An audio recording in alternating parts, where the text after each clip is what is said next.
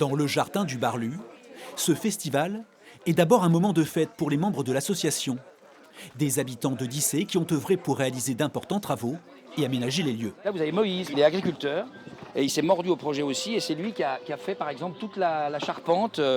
Il l'a fait avec notre voisin d'en face qui est charpentier. Tout de suite, je me suis mordu au jeu et la convivialité. Là, c'est Alain, par exemple. Alain, il est terrassier et il a fait, c'est lui. On a avancé les travaux et puis ça m'a plu. Et puis après, on a fait quelques spectacles et tout qui m'ont mis dans l'ambiance. Donc Philippe, Claudie, il y a Christophe. Derrière ce projet de lieu alternatif, il y a Emmanuel Depoix.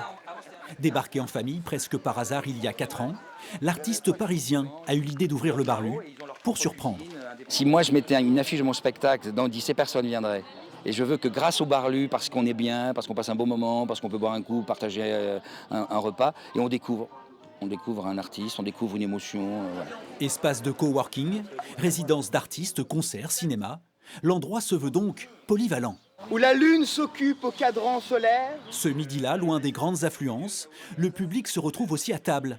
Quand culture rime avec nourriture, la recette semble prendre. Je suis née à Dissé, donc pour moi c'est bien.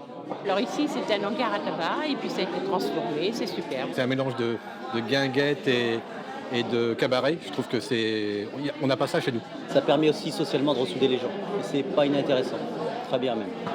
Fin août, des soirées cinéma sont au programme. Au Barlu de Fortpuy, à Dissé, bien d'autres rencontres sont au menu de l'été.